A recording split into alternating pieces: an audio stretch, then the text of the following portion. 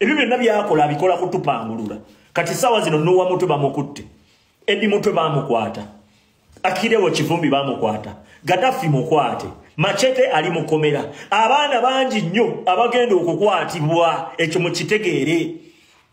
Bangi nnyo abagenda okukwatibwa. Naye ekirungi ky'olutalo luno nti olutalo twalukwasa bannyinirwo. Nti tewali gwe tugenda lwanirira. Nze we bankwata nze naye mmwe bannayuganda miliyoni 4 mukozeewo ki kankakuddiremu. Eddie Mutwe mukwate. Nuwa Mutwe huyo batugambye naye mukwate. Owulira Akirewo Kivumbi mukwate. Gaddafi mukwate. N'abalala bangi nnyo. Machete ne bakomuledi bannaffe bangi nnyo. Museveni baakutte n'ateeka mu ki mu makomera abamu n'abatta. Naye mukitegeere kino nti ffe luno olutalo ffe baakwata si ffe bannyinirwo. Luno olutalo lwa bannayuganda banyigiriza. Ate bo weebali era akyabanyigiriza.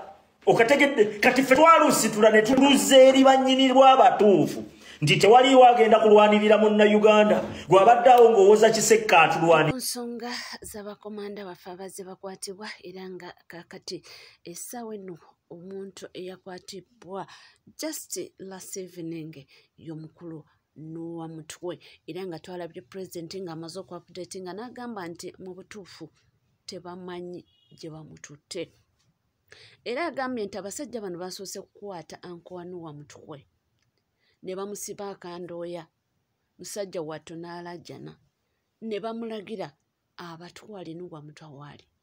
Era bw'atyo yadde talina choice kubakwata n'abatwala Egomba Nuwa Mutwe gye yabadde eyo nno gye baatuuse ne bamukwata era nti babadde bakambwe nnyo kubanga babadde armed. So essaawa ya kakati tetumanyi gyali.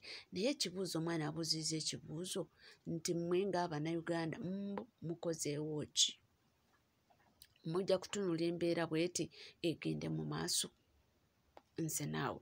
Ate ng'era tubadde ku nsonga y'emu omwana agambye nti nze nnyina ensonga lwaki abantu balemeddeko nti Bobi Wine yassa abaana b'abantu.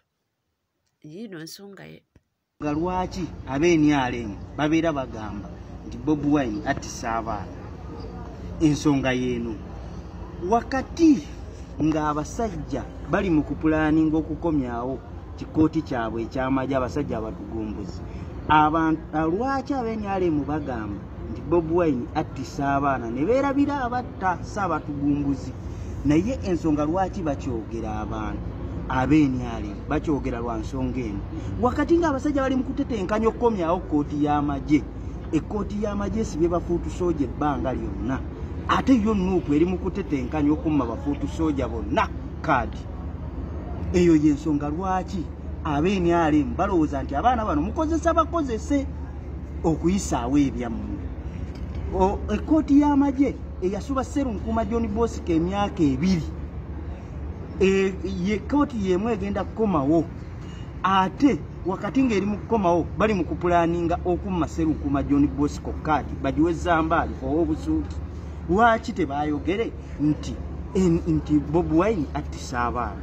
Kubanga baba balabanga yuuza kano ka bwongo. Weyayogedde ensonga naye nga eyo ye ng'omuntu era yamanyi ne bwabijja lwaki munange kigenda bwe kityo. Naye nga tuvuddeko eyo ensonga ekutte wansi ne waggulu ye Ssaabavandimwe eyavuddeyo munange n'ayanjula. Ate Abannayuganda tuli bazibu era tuseesa kubanga ffe kennyini tubadde tukubaga sumba left right center nga bwe yagaana okuwasa. Kakati awasizza era tutandise omukuba. Simanyi awasizza akaana kato kasinga ne muwala we ate simanyi muwala mubi simanyi atudisappointi nze era tukusosola comparinga mama Ashira Gashumba nakano ke yawasizza. Abange sooka weebuuze bw'oba baasobola mama Ashira Gashumba getwogerako nti mukyala ayogerwako mulungi lwaki baayawukana? Ekitegeeza ayinza okuba maybe yali mulungi naye waliwo ebyagaana okukwatagana. Kati ng'alina okunoonya ate munange omulala ate si type eri yennyini. naye nno omugambo mungi ogutokomoka era ngenda okuzaako akatambi emabega nkuleetere omwami Frank Gashumba waliwo eyali adescribinga type y'omukyala oba oliawo ye gwalina okuba nga awasa oba omukyala omulungi nga waali then tutunuulire n'omukyala gwe yawasizza. Omukazi omulungi aba ne dog face ng'eyembwa ebeera mpanvu dog face. Kati obulago buno bulina okubanga bulinganga obwaŋŋaali oba flamingo. Kati wano walina okubanga wawanvu wano n'amagulu wano. Kati bwe yeebaka abeeranga kabebi. Abeeranga bebi. Manyi bebi bw'aba yeebasa abeera innocent. Kati gwe bayita muvandimu. Awedde emirimu. Gwe baalagira. Kati bano ono Katonda yennyini yamwetondera. Ono. Katonda waliwo abantu beetondera abeerawo n'ajjako akaviiri n'ateekako feesi n'ajjako ennyindo n'ajjako engalo n'ajjako emikono. Kati Katonda bw'abeeraako oyo alina abantu baba baasikaali bawaka n'eshamba bwefanya wuyo ntegeera ndowooza. Katonda yennyini yamwetondera. Mulabe gwe. Allahu Akbar mulabe. Allahu Akbar. Ebyo bayita ebyengera bya Allah. Mulabe yuuyo. Oyo ne bwoba ekiro amasannyalaze ne begagenda ennyumba ebeera eyaka. Tebamunzikiza yuuyo omulabe. Ne Kagame yamukubye jjeeke. Kagame tasaaga. Twogere ki tuleke ki awo omukulu Frank Gashumba yali adescribinga type y'omukyala omulungi era ndowooza bambi byonna ndowooza bye yayogera biri mu mukyala we ate ye omwana avuddeyo nakudescribingira omukyala ono n'ebimukwatako bibino. Bino bye bikwata ku stepmother wa Shaira Gashumba, Muton Patience Malaika. Omugole ono yazaalibwa ng'ennaku z'omwezi 23 omwezi ogw'omusanvu omwaka 1998 ku kyalo Kyera mu ggombolola ya Kyera sub-county mu constituency y'e Rwemiyaga esemba Mule. Okumanya nga yakulira mu strict background ku myaka 26 Gashumba kwamuwasiriza omuwala ono byonna bye tumwetegereza biraga nti akyali mbeerera. Talabanga ku musajja yenna, takwatangako mu kizigo aliko original era nawe bw'olabye ebifaananyi bye ebyedda nga kino kyolaba wano bw'okompeyaringa n'ekyakaakati kiraga nti Gashumba alonze ekyapa mu mannya ge. Kuno kwe kusoomozebwa kwagenda okusanga Frank Gashumba yakyogera mu lwatu nti ye bamuyita kasitamala si yakuganya okumala. Ngaba nabwala bagamba mbuze simaze nze mbaze buganye nawe mala. Ekitegeeza nti omuwala alina okubeera nga tasuubira kyamaanyi nnyo in terms of satisfaction. Omusajja gwafunye musajja muyonjo nnyo ekitegeeza nti wa lugezigezi. Frank Gashumba okuwasa Patience Malaika Mutoni olwaleero officially ajiddwako taito eya president w'abawulu mu ggwanga neweebwa abadde amumyuka okumala emyaka 40 omusumba Wilson Bugembe era nga kati ye president. Nze Aban Kojja mwanguwe mbaguze ebirungo n'okushepinga omubiri. Biwulira nze nkuwa ndowooza z'abantu ku kuwasa kwa Frank Gashumba era abamu bamusanyukiddeko era ne bagamba nti taata waleese embooko y'omwana era nti munange ogumiikiriza kikulu nnyo nti sosoli watafa atuuka ku lyengedde. Congratulations Uncle Gashumba upon your new marriage. Weebale kufuna maama. Gashumba ne bwe walwawo kuva ku lujja kumbe okyalinda Katonda alina omwana gwakutondera ataliiko kamogo. Gwe Miss Uganda, Miss World, omutadde mu njuwo. Gashumba lwaki ojooga ensi? Wano wali wakawaana abavandimu nti Katonda mwennyini yabeetondera naye ekituufu kyennyini. Ne lwaki tewatuyise ku mukolo? Golowooza mu bisista bya mami tetuyinza kuvaamu betubuuka nabyo naffe obulamu butunyumire. Gashumba lwaki weeyise engeri eyo? Twakukola ki okutuuka okukukuta n'emikolo paka kugiggusa? Fe abaali bakulogera mu buwuulu. Naye wataddewo layini Gashumba. Miss World omutadde mu nju yiyo wawo. Banga lyonna lyobadde ku lujja ng'okyetegereza. Kituufu tokozeemu ku papa. Omulimu gwegwo nze Kelvin nzikiriza otaddewo layini. Fe aba Piero Youth Fraternity twaniriza maama atuyamba akutukuumire naye okukuuma kunaagaana kutya. Olaba obadde weekuuma wekka nga gwe musajja asinga okunyirira okulabika obulungi okwambala naye ate keweegasseeko mami. Wamma mami tukwaniriza musajja waffe muyambe omuyige yoyo wamba abagala okugenda ebweru okwepakasiza Calvin Kayanja emirimu ngiina egitambulirawo abaana ab'obuwala n'ab'obulenzi airport z'e Dubai zaguddewo kasalale katonomu $1,200,000 naye ng'otambula mu bwangu ka input kakuteeseganya mubimanyi ebyange oteekamu akasente ko nga visa ekuli mu ngalo so bakusuza bakuliisa ate era nga bakujjanja batunoonyeeko ku noti 767 oba noti 746524418 ogenda kuba omufuna butereevu nze Calvin Kayanja era bw'okuba ku namba ezo oli naaba nga siyenze akakulagiriro gye ku office ogenda kuba onsangawo so Frank Gashumba, congratulations my brother, my uncle. Webale kutuuka ku buwanguzi obwo katusabe Katonda abunyweze. Byonna nga bigenda mu maaso mu bantu abanyumiddwa omukolo bwe kuli omukyala full figure Nakangobi oba Jennifer Nakangobi. Wow, bwe bamu kwabo abantu abanyumiddwa omukolo guno weewaawo abamu nga bamusabudde naye katugendeyo tumulaba. Sembera wano full.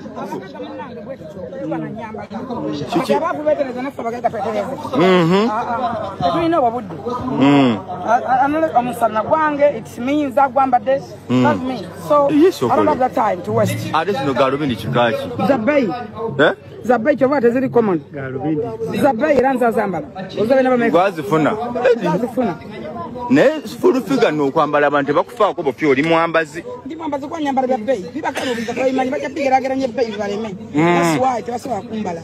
Tebasobola bifu kubanga bigana bakati gwaraza binani ne wasira era nzirabye wano ne ngamba full figure so ko. That's why siri common. Bwe kyendi ko tekiri common. So kano kakiko otadde ne ako kali common. Tekali nyera. Ako kali common full figure nze ndi munange twogere kituleke ki byo bityo webitambula nga webigenda mu maaso wabula byonna nga bigenda mu maaso nga nakugambye waliwo eyavuddeyo n'agamba nti ali disappointed nti ono si ye mukyala weyabadde asuubira Frank Gashumba okuwasa. Mukyala wa Frank Gashumba amazima gali nti nze simusimye, I'm so disappointed. Prototype ya maama wa Shira Gashumba tosobola gizaako abasajja mutuswaza. Men can live you in the desert without water. Mama wa Shira Gashumba mukyala mukulukulu naye w'omutunuulira toyinza muleeta kwako sijja vuma naye nze omugole simusiimye mugenda kumbuza oyogera ngaani. That is my opinion and then buli muntu ali entitled to his or her own opinion. Nze opinion yange nze omugole simusiimye ku bigambo bulijjo bye saagadde simwaga. Nze bwendi kuwa ndowooza z'abantu biki bye boogera naye nga ye omukulu Frank Gashumba musanyufu nnyo nyini ddala.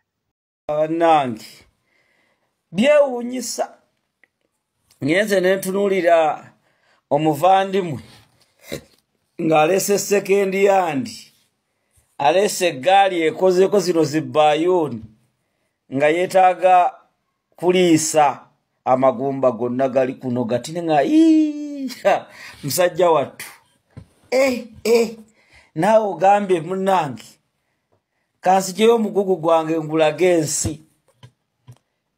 Musajja ebbanga lyamaze ku White Star n'aleeta eggaali ekozeeko manya nti ebintu by'abakazi si byagu. Mwe mutendereze nnyo abasajja ba Kyagulanyi abalina abakazi abanyirira ng'omukazi ali ati ng'atunula ye yamusookako n'amumaintaininga. Ne Mr. Frank Gashumba aleese bayuuni aleese eggaali eyakolako edda.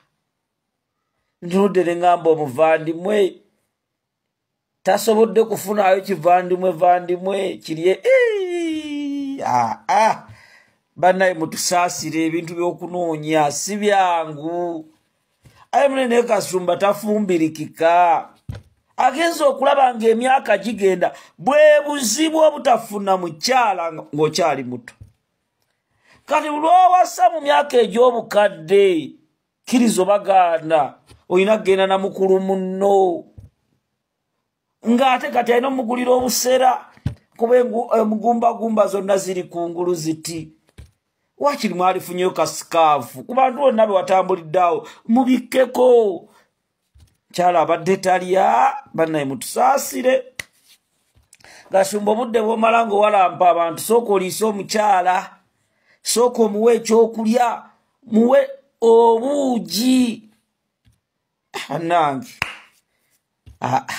musajja agamba yeekuumidde ebbanga kyatukoze emitima gy'abantu gimenyese gimenyese katosaana kunenya muwalawo ku bali be yalina balikimaani kubanga ne taata akawaŋŋamudde aleese bayuuni naye nga bayuuni bw'ogitunuulira oti ne Charles akusinga eyalinga ne Asiya kubanga Asiya yalabikangako Gashumba munaye kulika waitisita taba si mwangu naye nkugamba si byangu ojja biwulira awulidde yamugambye mbu si byangu mbajja biwulire nindowooza naye era abigenzeemu ng'ali redde era nga yeeteeseteese ekikulu nti munange basanyufu mu bufumbo bwabwe nze nkuwa ndowooza z'abantu bye boogera ku kapo yaffe eno omukolo gwa Frank Kashumba mugulabye guli all over social media buli wamu yes tugulabye era abantu abasinga beewunyiza omusajja omukolo yagukoze deep preparation zibadde zitya I know I have so many questions naye nga tetunaba kubeera na bibuuzo bingi mbadde nsaba tufunemu ekyokuyiga I know this is one of the most influential person between ano mu ggwanga era buli muntu omu gw'amanyi Frank Kashumba era abadde omuntu ayigiriza eggwanga naye omuntu andaba mbadde nsaba tufunemu ekyokuyiga mu mikolo gya Frank Kashumba njagala tukkirize tugaane omusajja ono buli omu amubuuzizza mukazi we yaani for the past years kyemanyi ono omukyala gwawasiza tamulabye jjo oba mwaka guwedde oba myaka ebiri emabega kyemanyi amwetegereza ebbanga kati nsaba bakama bange balaba vidiyo eno tuve ku kintu kye bayita social media pressure tuve ku kintu kye bayita family pressure mukulu Frank Kashumba atuusizza okukola emikolo ye teryamukase tuve mu bintu by'okwagala okukakasa kino siba nkibagamba buli kaseera nze siba nkiddamu when the right time comes you have gotten the right person you're willing to go nga tebakuforcinze it is very okay you will do the mikolo teweeteka ku pressure olwokuba mukwano gwange yakoze okukyala nange kankola okukyala olwokuba oli yakoze birthday party nange kankola birthday party pressure ebadde nga mukyala Frank Kashumba yaani biki bakoze omukolo n'okuguma tulabye bulabi bifaananyi nga bifulumye so someone who is watching this video mbadde nsaba pressure gyeggyeko do your things at your own pace kiwa obudde kola ebintu byompola mpola because at the end of the day emikolo kintu kitono nnyo ku bufumbo kubanga emikolo wegigwa ate obufumbo epati gyogenda okuzanya obulamu bwo bwonna kati obanga pati gyogenda okuzanya mbulamu bwo bwonna okulembeza nnyo obufumbo kitegeeza you're failing in the beginning of the marriage so mbadde nsaba mukama nga oba olaba vidiyo eno funamu ekyokuyiga osobola okukola ebintu byo nga abantu tebabimanyi tebabitegeera awo n'omuntu aba yali yagadde okutuusako obuzibu kimukaluubirira wakeera ku makya n'agamba nti guli omukolo agukoze kati nga mbadde sigumanyiiko ne mutayita buli omu si buli muntu yeetaaga okumanya nti ogenda kukola emikolo let other people be surprised like the way you've been surprised okulaba omukolo gwe ku social media let everyone be surprised with your moves oba olina byeyagala okukola leka buli muntu yeewuunyeko ku byeyagala okukola wabula si buli kimu kiteekayo ku social media yali badde akeera ku makya n'abagamba today is my introduction day today is my kuhinjirira day today whatever it is n'ayogera kyonna kyayagala okubategeeza naye basigaza private life nga b'abantu so naffe obulamu bwaffe bumu ebintu ebiri private bifule private yes but still you can celebrate as a person so ebadde ndowooza yange kansuubira ofunyemu ekyokuyiga do things at your own pace when the right time comes you get the right person trust me buli kimu oba ojja kikola that as photography that as podcast forever set it on the lens mozonda cameras you now we do it every day peace and love man so byebyo naye nga tuli ku NCK TV tuwerabira kubanga osubscribinga ringinga that notification bell sharing liking amawulire go gakyali mangi nnyo nnyini ddala kati eyo the newest couple in town tubadde tukyalinayo eya Gloria naye munnange twabadde tuli awepo ne batukuba ka surprise twabadde no kategedde katuguddeko bugwi naye nga akakolo kabadde kabanene bazitowa abazikolamu dda. Webale kubanga oli naffe, webale kutambula naffe, tukomawo.